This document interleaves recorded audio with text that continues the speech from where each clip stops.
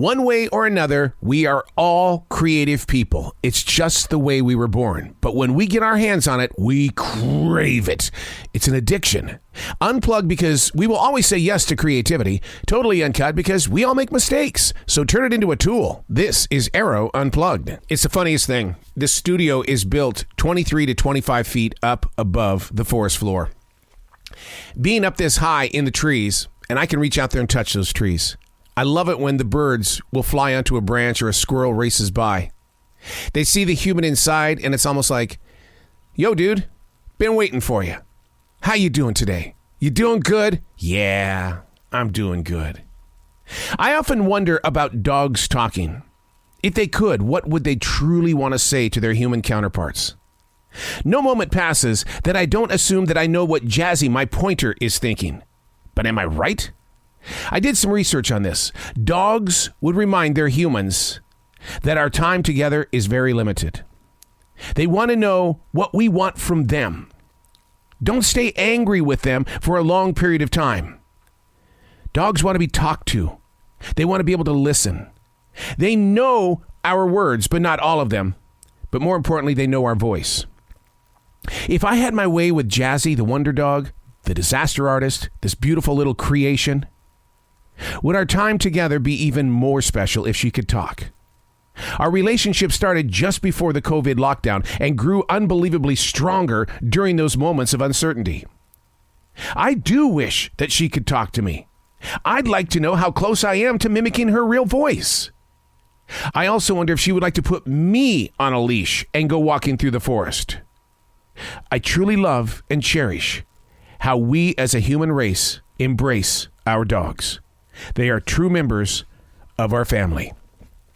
Hey, it's Arroe. This is The Daily Mess, a chronological walk through an everyday world. I am a daily writer. I talk about this stuff because I know you're probably thinking about this stuff. What if dogs could talk? Wouldn't that be amazing?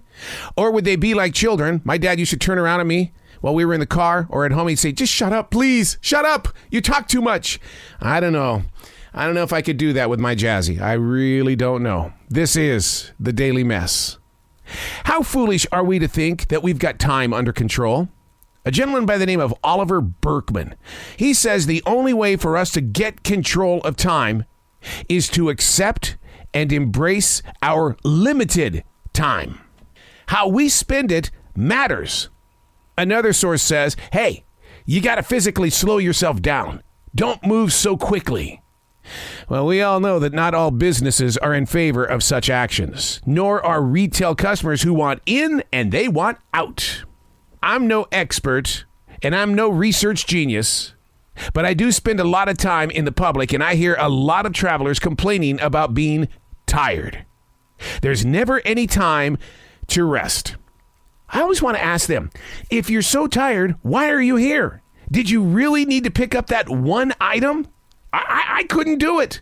I've got to have a list of things before I take off to a certain location. And the reason why is because I find myself sitting in a room with no music and television as being quite enjoyable.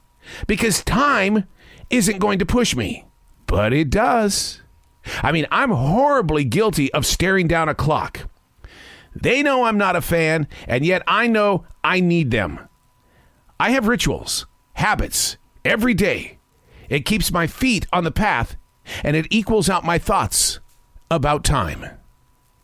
How do you deal with time?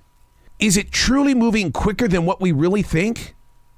So many people say it's because the older we get, the more we consume. The more we consume, the more we're able to spread things out. We become clogged by all the events around us, and therefore time has no real purpose. We just know we've got to be somewhere, and if it's not on time, someone's probably not going to be happy. But a younger child who has no experiences in their life, they have nothing to compare it to. So therefore, the older people are going, oh my God, there's just no more time. And yet, when I sit in that room, no TV on, no music, just me and my writing instrument, I will say to myself, you've got 2 hours, and then this moment of time is gone.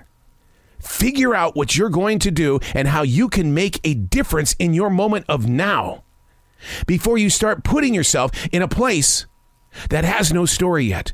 Don't write the story. That's only going to steal from what limited time you have. I'm Arroe. That's the Daily Mess.